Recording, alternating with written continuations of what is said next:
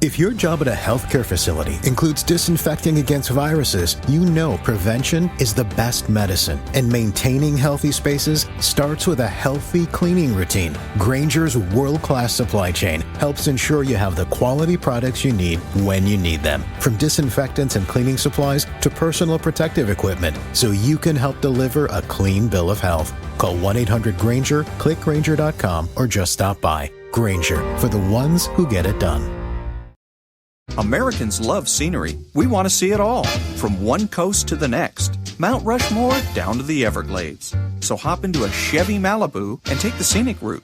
It's the car you knew America could build. There's a place where people count on friendships they can trace back generations, where they can count on the same stool at the coffee shop waiting for them every morning. This place is called Glen Ellen, and you can find it in every bottle of Glen Ellen wine. This is craft brewed Herman Joseph's, the smoothest, easiest drinking specialty beer in the entire solar system.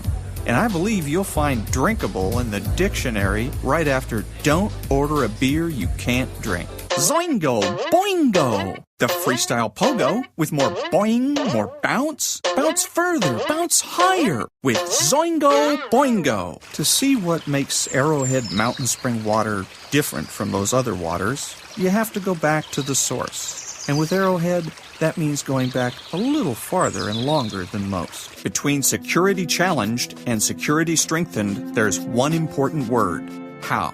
And it is the how that makes all the difference to our nation and our world. Lockheed Martin. We never forget who we're working for. What makes Kraft Singles so good? 2 out of every 3 kids don't get the recommended amount of calcium. But with Kraft Singles, they get a good source of calcium and the taste they love. Kraft Singles. Magic every single time. Throw boring overboard with a new real meal from Long John Silver's.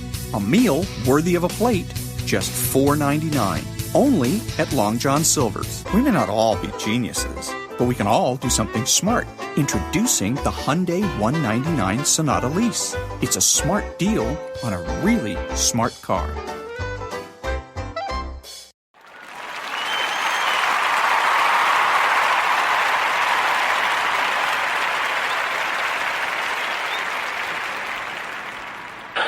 Walking around my neighborhood, walk past a Girl Scout selling cookies at a table with her mom next door. I walked close to the table. I saw the Girl Scout was signing autographs for people. So I was like, "Oh, you a movie star?" Her mom's like, "Her picture's on the box." Good morning. It's Wednesday, Apollo Wednesday, April the 9th, and this is The True Conservative. Welcome to all the butchers, bakers, and candlestick makers out there. I'm Ron, your host, and the only true conservative in the United States today.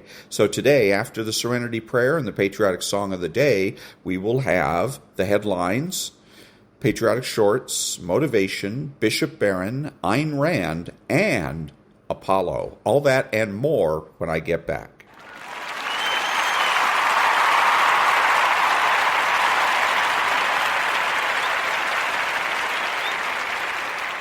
God, grant me the serenity to accept the things I should not change, the courage to change the things I should, and the wisdom to know the difference.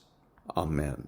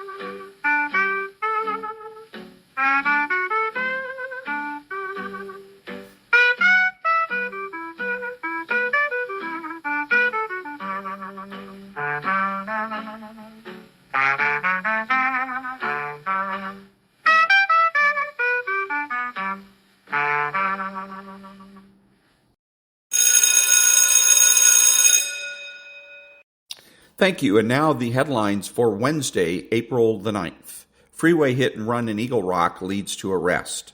Former Major League Baseball pitcher among more than 100 killed in roof collapse. Downey priest pleads not guilty to child sex abuse charges. Video shows moment firefighter rescued. Acting IRS head to resign following data sharing agreement with Department of Homeland Security. 81-year-old woman is stranded with her parrot in Puerto Rico. And those are the headlines for Wednesday, April the 9th. Nonprofit News Now.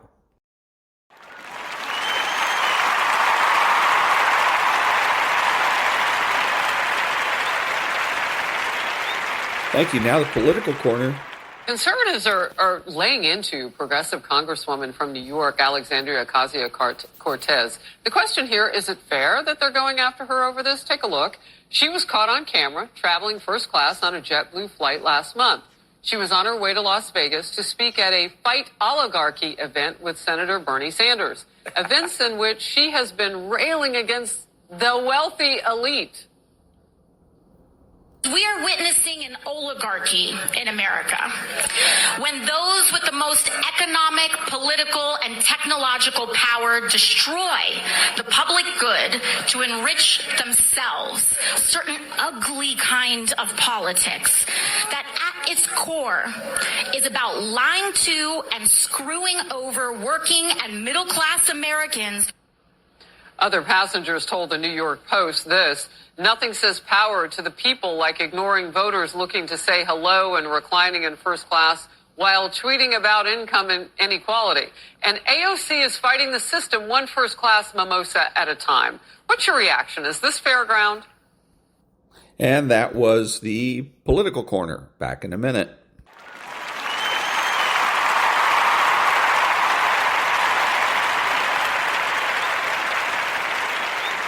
Thank you. Now the patriotic short. Once you have nationalism, have fun hanging on to a non-contiguous empire because the locals are going to fight and resist. So Britain, in most cases, did not fight to hang on to its empire. It left and negotiated its way out, whereas France did the fight in Vietnam, which it lost, and the fight in Algeria, which it lost. The British didn't do that. Now, Russia is a different event. It's all contiguous. Wherever that Red Army is, it can hang on to it. And so, yeah, it hangs on to Eastern Europe forever. Great cost. But if you look over time, initially Stalin rebuilds and does quite well. But then you start looking in its 60s, 70s, all of a sudden their growth rates are not like Western growth rates. And yeah, they're still growing, but the difference is growing. And the compounding effects of this are enormous. So that if you fast forward to now, Russian standards of living is less than Mexico. There's nothing wrong with Mexico, but the Russians have this idea that they have this huge, And that was the patriotic short. Back in a minute.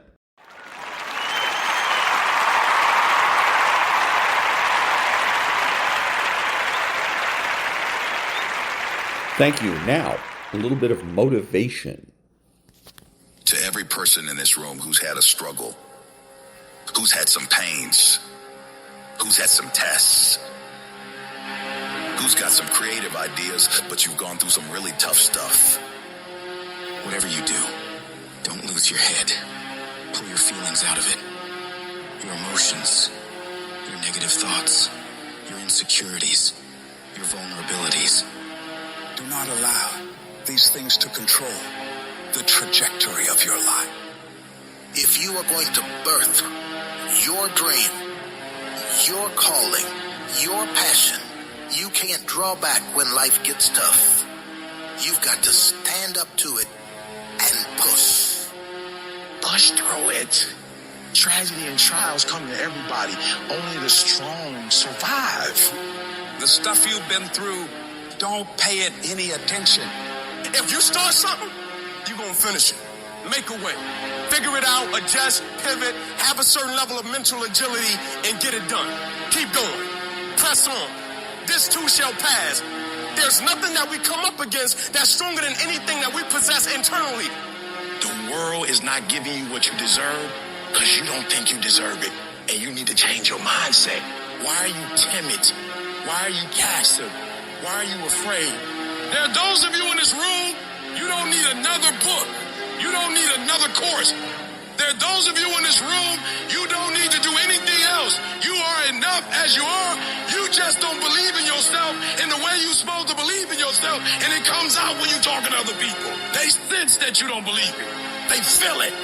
You can feel when somebody's not committed, when they're not all in, when they're not dedicated. And there's another level you get to when you go all in. When you come to an engagement and you speak as if you're making the most you've ever made when you're not. When you get up at 6, when you don't have to. And if you change your mindset is important because we cannot solve our problems with the same thinking we use to create them. You better change the way you think. All you need to do is change your thinking and you change your world. You don't need to change anything else. Don't complain. Don't murmur. Don't talk negative. Average people talk normal. Average people talk problem. The greats talk solutions. Average people use their time to whine and complain. But I used to be average. And when I would talk like that, I ended up getting kicked out of school. And when I talked like that, I was broke. And then one day I woke up and said, Eric, nobody's coming to save you. Nobody's coming to get you, but you can go to the library and get yourself. You can start reading books. You can go back to school. You can start coming to conferences. There's something that you could do that would radically change your life. Somebody could take the hand you've been dealt and win with it. Same circumstances, same ideas. They would do it through what they thought about your life. But we don't need somebody because we got you. You are the one. I haven't had my best idea yet. I haven't had my most creative moment yet. I haven't produced my dream yet. I don't care whether you're 30, 40, 50, 60, 70. There's something down inside of you that's still kicking inside of you that wants to get out and it wants to live. I want you to leave this room and embrace challenges. Stop quitting and giving up. If it's hard, keep on coming back again. If folk oppose you, come on back again. Run out of money? Come back again. Keep working on yourself. Keep talking to yourself. Many start, but few finish. Few people finish because they say, well, it was hard, and they stop. They take that as a stop sign as opposed to a growth sign. They look at that as something to block them as opposed to an opportunity for them to grow, to become more creative. All roads to success, you gotta go through pain. When you travel down success, you gotta go through the road of pain, baby. If you think it's gonna be easy, if you think you're just gonna get that business started without any trials or tribulations, forget about it. Don't even try to be successful. It's a wrap. It's not going to be easy, but I want you to feel that pain going through your body. And as pain leaves your body, guess what's going to take its place? Success. And so you got to change your mindset. We got to stop looking at pain as if it's something negative. No pain, no gain. Confidence makes you run toward the fight. When you don't have confidence, it makes you run away. So it doesn't matter how you look. It doesn't matter the degrees you have. It doesn't matter how much money. It doesn't matter. Without confidence, there are certain things in this earthly realm you can't pull out. When you have fear, fear makes you speak in a certain way. When you have fear, but when you have faith, you don't need to count.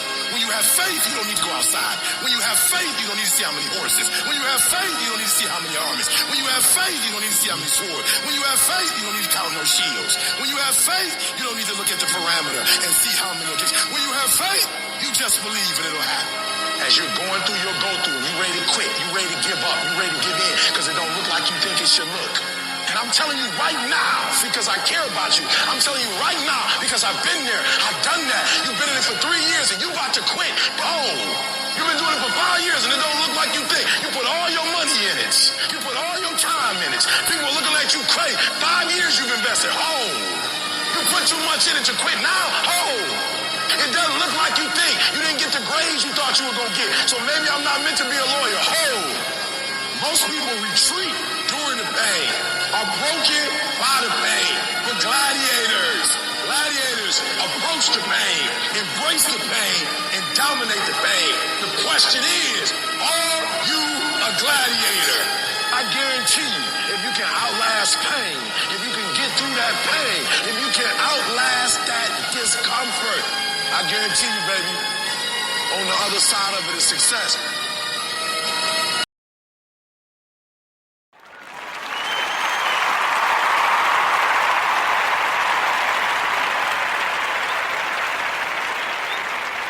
Thank you. Now a little bit of meditation.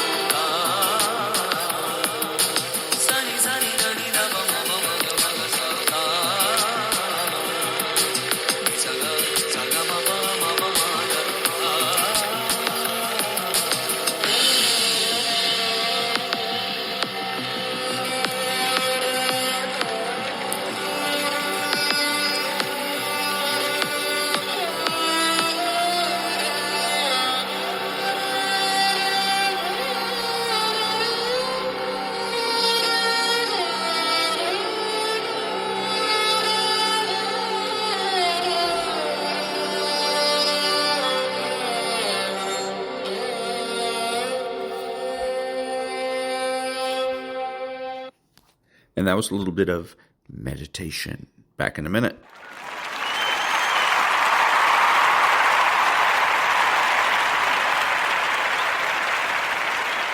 Thank you. And now the Daily Stoic. Take charge and end your troubles. You've endured countless troubles, all from not letting your ruling reason do the work it was made for. Enough already. Marcus Aurelius, Meditations 9.26. How many things you fear have actually come to pass?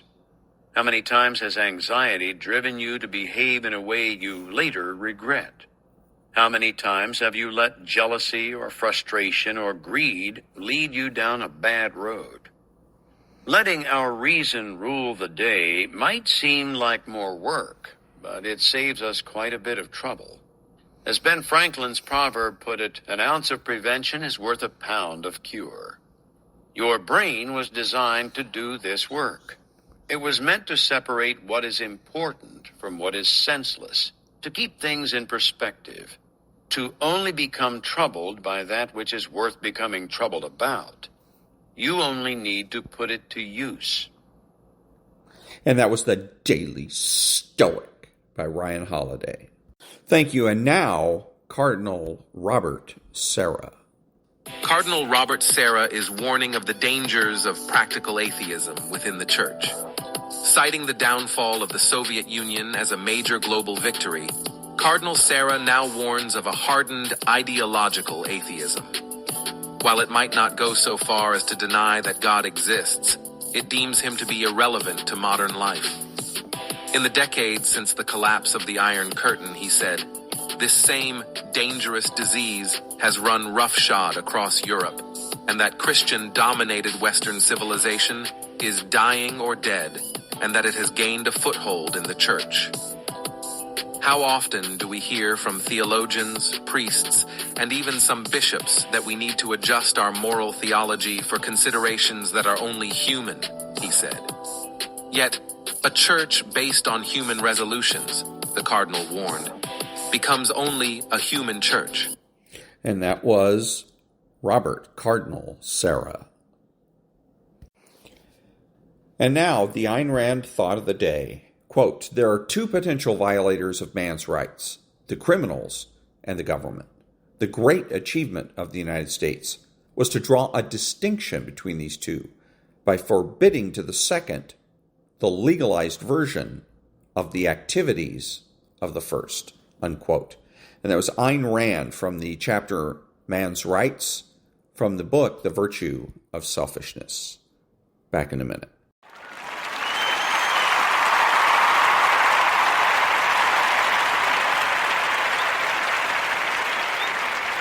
Thank you. And this is a little bit of Maria Bartiromo. And this is the tail end of a conversation she was having with the director of the Treasury. And then she's going to be asking Jamie Dimon, the CEO of one of the big banks, a question. The dollar is no longer going to be the reserve currency. You know, if you end up with the Chinese who are willing to use their currency as a trade tool, that doesn't seem like a very good reserve asset to me. Yeah. Jamie, your reaction? Well, he's exactly right. You have a lot of deleveraging hedge funds and players out there, which he obviously is quite experienced with things like that. And that is the initial effect. There will be other effects, and we still are the reserve currency, which will be true for a long time. But a very important point, China and Russia have made it clear they want to kind of dismantle the post-World War II system. And I think the goal of all this trade stuff should be to make Europe and our trading partners, Japan, Korea, Philippines, stronger, not weaker, bring them closer as we build up our military. And any trade that protects military, that we should definitely do. I mean, we made a lot of mistakes about, as you know, pharmaceuticals, shipping, pharmaceutical ingredients. Okay, so that's good enough for what she's doing here. She has him on the show. That's great, I thought. Wow, she gets the message. She understands that the markets don't move themselves. They're moved by the big investment banks. And Jamie Dimon is the CEO of one of the big investment banks. And so she's going to have him on the show. But she doesn't confront him. She treats him as though he is a spectator. Hey, what do you think about what's going on? Are you kidding?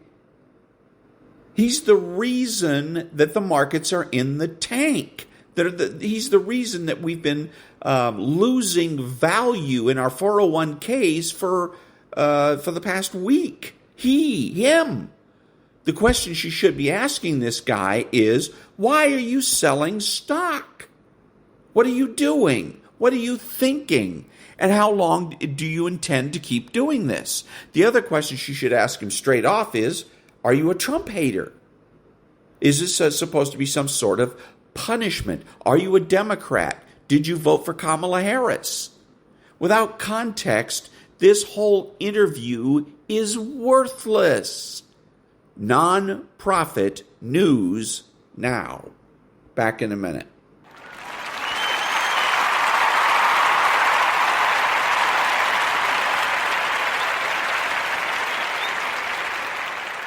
Thank you. And now, Stuart.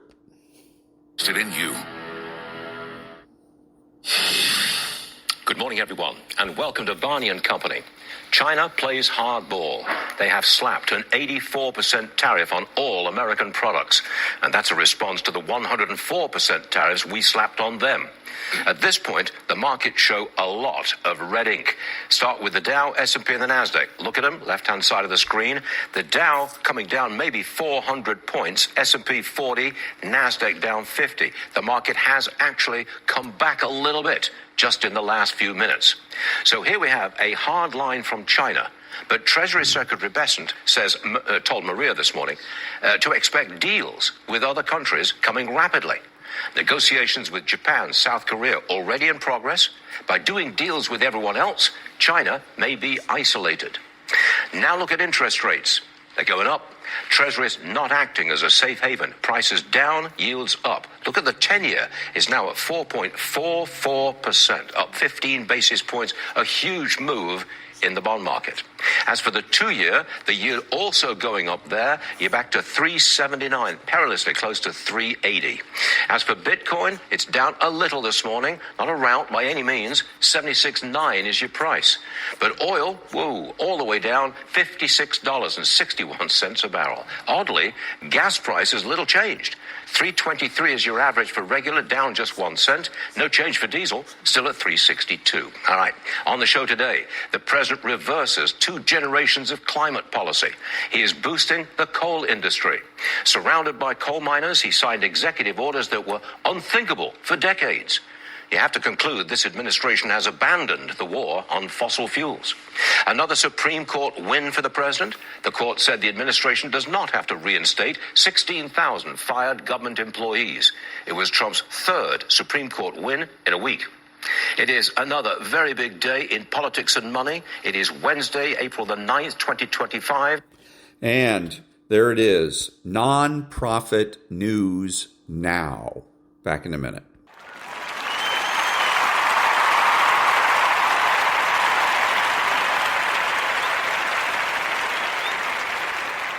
Thank you. And now from the crisis of narration from the Byung-Chul Han corner.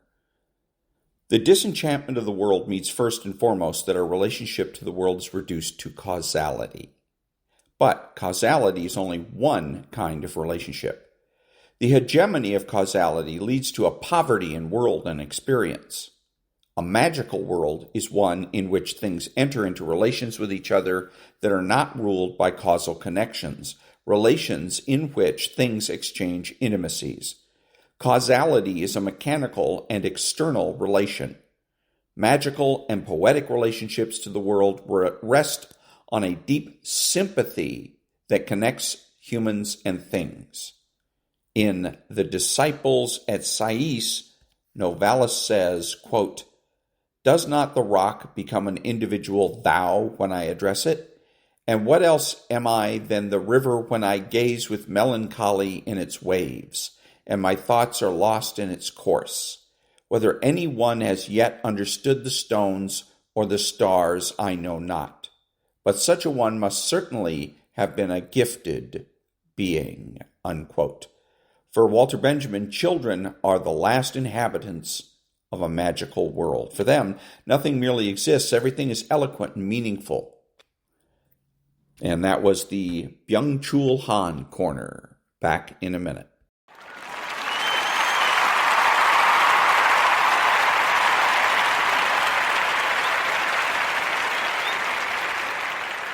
Thank you. And now from the American Thinker, an article by Monica Showalter, Gavin Newsom, Hypocrite. California's Governor Gavin Newsom is known for spending and wasting money like there's no tomorrow. He's blown $24 billion with a B on homeless services, having no idea where the money went. He's run up $7 billion in cost overruns for free health care for illegal aliens. The money rolls in and out. So now he's upset about a small budget cut in the state's libraries, which have long become indoctrination centers for wokester ideology. He's suing. What's the matter, Gov? Can't shake it out of one of the other bottomless pits of spending? One wonders if the amount spent on lawyers for this maneuver would exceed the actual amount the feds dished out for libraries. He's certainly got enough money from the state to pay lawyers to launch these frivolous suits. Anything but balance the budget and cough up the cash he wants for the libraries. And that was an article in the American Thinker by Monica Showalter called Gavin Newsom, Hypocrite. Back in a minute.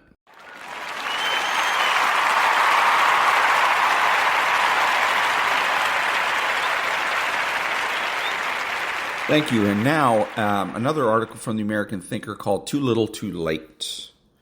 If Europe is serious about free trade, then a symmetrical 0-for-0 offer is a start. But it can't stop there. It must extend to agricultural, digital services, energy infrastructure, and regulatory compliance. And the last of these is the greatest of these. Why?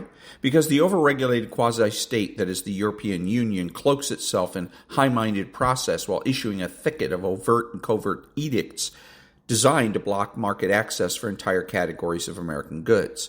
And while they're at it, they can start spending 2.5% of GDP on defense, not in 2035, but now. This isn't about punishing allies. It's about ending the decades-long arrangement in which America protects Europe, powers its recovery, and is left holding the bill. The EU's sudden overture is a vindication, not a concession. It proves that Trump was right to confront what past presidents were too timid to touch, and it reveals the quiet desperation behind Europe's polished press releases. So, to our friends across the Atlantic, your offer is noted, but it comes at least 40 years too late, and more than a few hundred billion American, not euro, dollars short. For decades, you enjoyed the protection, prosperity, and patience of the United States while lecturing us on diplomacy, economics, and morality, and disappearing into the shadows when the chips were down. Now you come bearing concessions only because you fear a president who demands something in return. That isn't partnership. Simply put, it's not how friends treat their most vital ally. And that was an article from the American Thinker called Too Little Too Late by Charlton Allen. Back in a minute.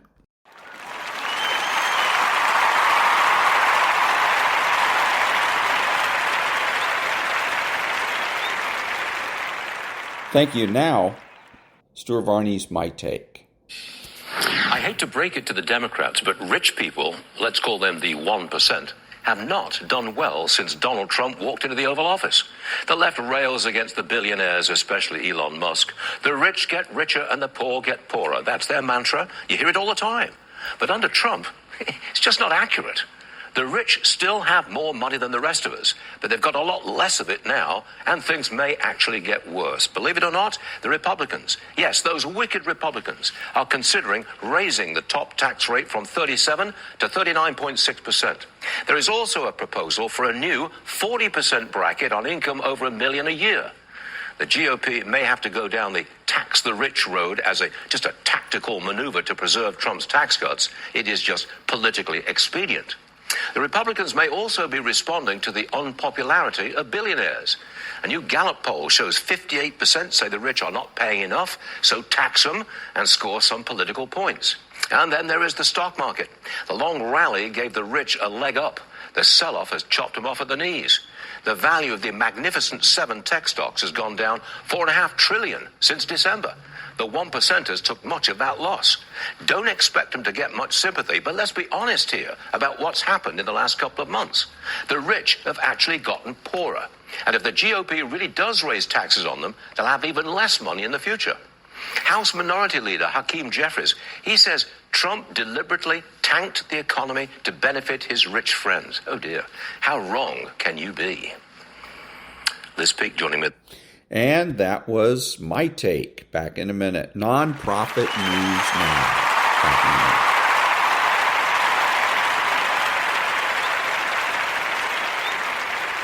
Thank you. And now, Chapter 14 and Chapter 14, Part 1 of Apollo. Chapter 14. Did he say fire? Among the people of Apollo, it is known simply as the fire, needing no other label. 20 years later, after a visitor had questioned him about it, the fire would still keep Don Arabian from getting to sleep until 3 in the morning, turning the data over in his mind, trying to make all the pieces fit. Marty Schofiletti's voice would still tighten when he remembered having to listen to the tape of the crew's voices again and again. Some of the men who had been on the consoles would still be unable to talk about it, stopping in mid-sentence. The history of Apollo is divided into 2 eras, before the fire and after the fire. 1. Scott Simpkinson was the engineer in charge of disassembling the burnt-out spacecraft. He also edited the official NASA account of what happened, Report of the Apollo 204 Review Board. Sitting in the card room at the Baywood Country Club where Simpkinson spent his days after he retired, he settled back to discuss the fire once again after 20 years. The question was put to him, did they ever find out exactly what caused it? There was no positive proof, Simpkinson replied. It was the most probable cause, I believe we stated in the report. Of course, I have my own opinion, which was shared by many of the people on the board. He pulled on his cigarette, trying to decide how to explain it to an outsider, then took out a pen and sketched the floor plan of the Apollo spacecraft on a napkin. The commander was on the left, he began. On the pad, he would be lying on his back. And right here, the pen etched a delicate mark. In the side of the spacecraft beside him was a compartment for lithium hydroxide, which takes out the CO2 so the crew can rebreathe the oxygen. It had a metal door with a sharp edge. The door opened into the Environmental Control Unit, ECU. Just underneath it was a cable, part of the ECU's instrumentation harness. The cable was wedged against the bottom of the door by other bundles of wires beneath it. Each time the door was pushed shut, the edge of the metal door scraped against the cable. The slight but repeated abrasion had exposed 2 tiny sections of wire in the cable. Something, maybe Grissom opened the door, caused a brief electrical arc between the exposed portions of wire. Even with a pure oxygen environment, the spark from the short would not have caused a conflagration. But it also happened that, just below the 2 scuffs in the cable, a length of aluminum tubing took a 90-degree turn. This particular 90-degree corner joint, one of hundreds in the tubing that interlaced the spacecraft, probably had sprung a leak. The joint had passed redundant inspections, but it had been subject to creep from stress at remote points in the system. The spacecraft was constantly being worked on, and things got bumped around. Certainly even a small leak would help explain what happened because the tubing carried a glycol cooling fluid which, when exposed to air, turned into fumes. The liquid was not flammable, but the fumes were. The scuffed cable wedged against the bottom of the door was not originally intended to cross the tubing at the joint, nor was it originally intended to lie quite as close to the tubing as it did. But there had been thousands of changes in the Block 1 spacecraft since the plans had been drawn, and the changes had put many cables, this one among them, in different positions from the ones that had originally been thought out at the design tables. There was also some Rochelle netting near the scuffed cable, closer than it should have been. ASPO's directive about enforcing the fire rules had not yet been acted upon. Besides, astronauts had been customizing their spacecraft ever since the first Mercury flight, and there were so many rules. And this was just a practice countdown, not a real flight. And no one had focused on how highly flammable the netting was in a pure oxygen environment. Simpkinson surmised that the hot spot in the netting moved horizontally at first, or it could have just hung there, slowly growing larger. Possibly it created an acrid smell. For about 30 seconds just before the crisis, the crew wasn't saying anything, but White and Grissom were moving around, doing something. One explanation is that they were trying to determine where the smell was coming from. Heat rises. The glowing spot reached a vertical strand of the netting and began to climb, rising in temperature as it fed upon itself, finally bursting into an open flame. It was at this moment 6:31:04 p.m., as later determined by the medical analysis panel, that the sensors attached to Ed White registered a marked change in the senior pilot's respiratory and heart rates. A second later, the first message came over Black 3, the crew's radio channel. "Fire," Grissom said, or perhaps it was, "Hey." 2 seconds later, Chaffee said clearly, "We've got a fire in the cockpit." His tone was businesslike. 182 feet below, RCA technician Gary Probst was seated before a bank of television monitors. He was trying to adjust the brightness on camera 29, one of the dozens of cameras that recorded continuously during any simulation or launch. Some of the cameras were focused on critical components of the launch process, the swing arms on the mobile launch tower, the umbilical connections on the Saturn. Others covered the exterior of the entire vehicle, not because anything particularly interesting was expected to occur, but for the same reason that cameras record every public appearance of a president of the United States, just in case. There was no camera inside the cabin. The monitor immediately above and to the left of the one that Probst was working with was fed by camera 24, located in the White Room, the enclosed end of the swing arm immediately adjoining the spacecraft on level A8 of the tower.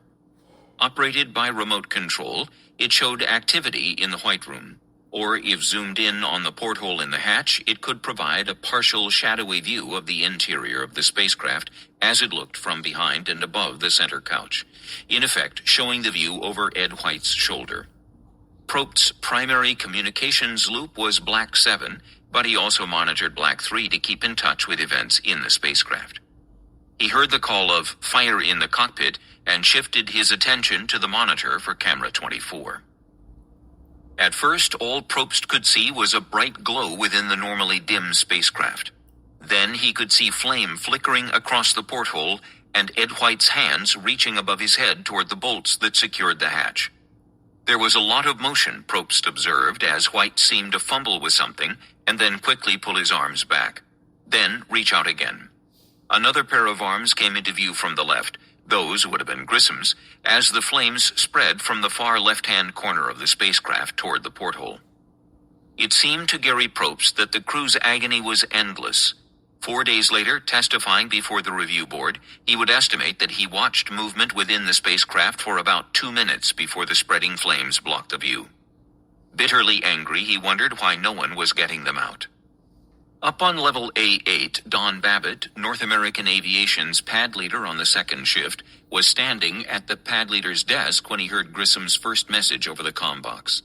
The spacecraft's hatch was only 12 feet away, across a swing arm and through the White Room. For Babbitt, time felt speeded up. He couldn't make out the whole message, but he registered the word "fire." He told Jim Gleaves, his lead technician, to get the hatch off, and then turned from the desk toward the comm box to call George Page down in the blockhouse. As he turned, there was a venting sound, a sort of whoosh, followed by what seemed to Babbitt to be a sheet of flame shooting from the spacecraft and arching over his head, charring the papers on the desk. Gleaves was already moving toward the White Room when he heard the noise. To Gleaves, it sounded as if Grissom had dumped the cabin pressure. Then there was a flash indicating to Gleaves that something was fixing to happen, and he turned away to run just as the heat shield ruptured, spattering him with fire and debris. "It was like when you were a kid and you put a firecracker in a tin can," Gleaves said in his testimony to the review board, "and it blew the whole side out of the tin can with the flames shooting out." The force of the blast knocked Gleaves up against the room's orange door, which he would pointedly tell the review board, I might say, opens the wrong direction. Gary Probst's recollection notwithstanding, the rending of the spacecraft took place with merciful speed. From the first call of fire to the final scream on the communication tape, from the sudden rise in the senior pilot's pulse to the explosion that slammed Jim Gleaves up against the orange door, just 18 seconds had passed. And that was Chapter 14, Part 1 of Apollo by Charles Murray and Catherine Bly Cox. Back in a minute.